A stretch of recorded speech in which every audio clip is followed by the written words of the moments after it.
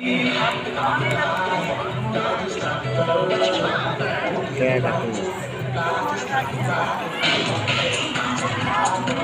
go, the show has officially started. A round of applause for Body with Trainer Rochelle.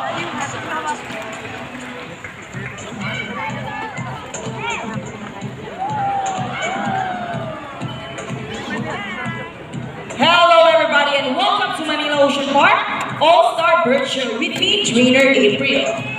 So here's an object that I will hide under one of these three silver cups. So where do you want me to put this object? On your right, or in the middle? Now which side? Left, right, or middle? Okay, so let's put it right here. Now let's go with our psychic bird, Dazzle. Dazzle is our sulfur-crested cockatoo. Scientific name, Cacatuea galerita. They inhabit in open woodlands and forests along the east coast of Australia. They are very loud birds and can mimic almost any sound. They typically feed on seeds, nuts, fruits, such as durian, papaya, rambutan, and they also love corn. Now guys, do you think Dazzle has the ability to find the hidden object? If it's yes, then say, you can do it, Dazzle. You can do it. Go, Dazzle.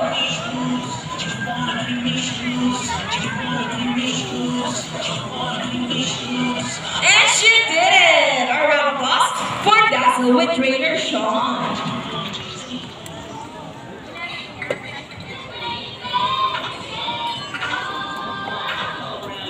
Now, for our next featured birds, I just met like any married couple, monogamous, meaning they will be partners for a lifetime.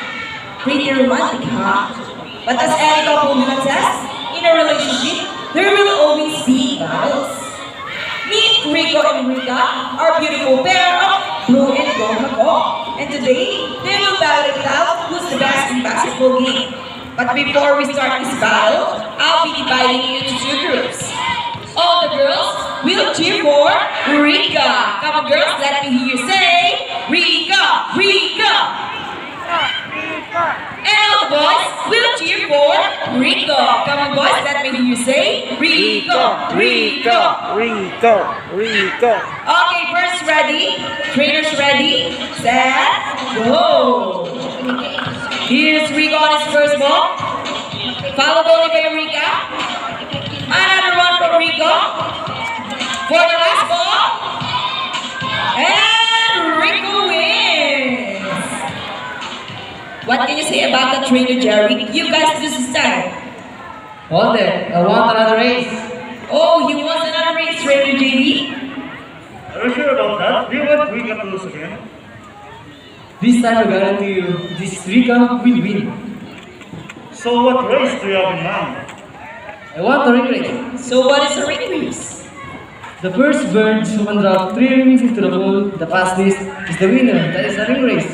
So our ring race it shall be. Remember guys, that boys already have 1 point. So girls, let's cheer louder for Rika to win this time. We'll be doing this again. This time, our ring race. Ready, set, go!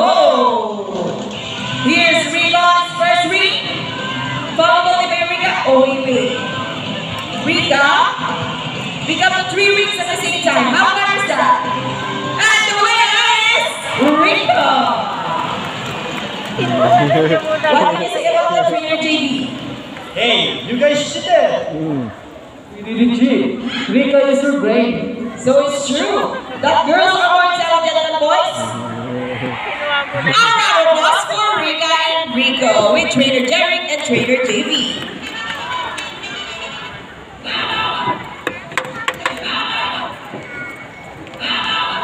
Parrots are particularly known to be intelligent and perceptive. That's why we continue to enhance their skills and not get bored. Here's Sassy, our Greek Queen macaw. She's going to show us how intelligent she is by putting the shape back to its correct slot. Just like Sassy, Greek Queen macaws are from South America. They are known to be the gentle giants of the parrot family.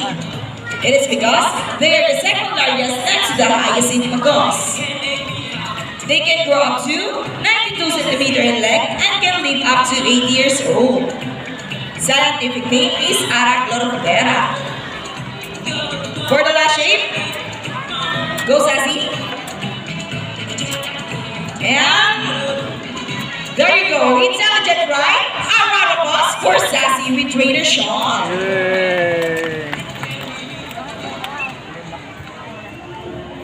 Now guys, who loves math? Everyone here knows addition, right? Well, this next part of the program will leave most people baffled and amazed, even as trainers. Do you think birds can do math? But before we call our mathematical wizard, I'll be needing two numbers between 1 to 50. So any number between 1 to 50? Okay, so the first number will be number 9. How about the second number? Okay, so the second number will be number 8. So the equation is 9 plus 8. Let's see if our mathematical wizard can solve this equation. But first, Trainer Jerry will shuffle the number.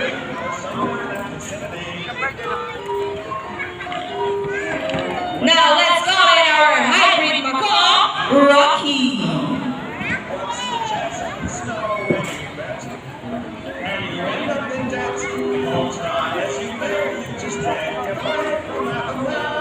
Trainer Show, is Rocky ready?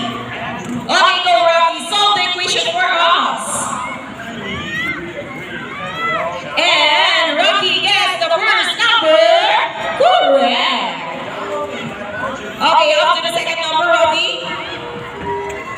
Another one? Well, Rocky loves numbers. Another one, Rocky. And Rocky gets the number 7. So, 9 plus 8 is equal to 17. A round of applause for Rocky with Trainer Rochelle.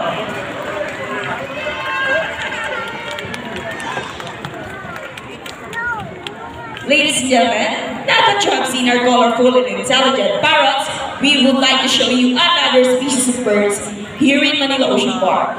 Birds of prey, also known as raptors, hunt and feed by other animals. The term raptor came from the Latin word rapere, meaning to seize or to take by force. These birds are characterized by their keen vision that allows them to detect prey during flight. So here's an example of their amazing flying ability. Meet our brownie guy. Here comes Speed. Brownie guy is technically known as Celestor Idius, one of the 446 species of birds around the world. These birds can be found in India, Indonesia, Bangladesh, Pakistan, and China, including here in the Philippines.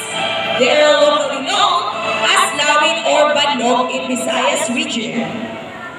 And as you can see, we have our homing pigeons.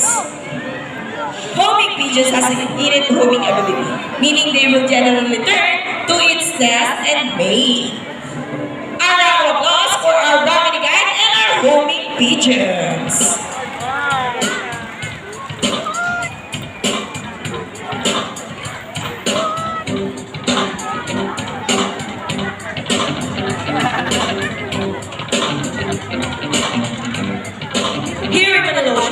We believe there is hope. We only not just try to care of our friends in the sea, but also for those who are in land and air as well. Now, who knows the 3 R's? It's reduce, reuse, and recycle. Very good. Here's how the bird. Once again, they are going to show us the proper waste disposal.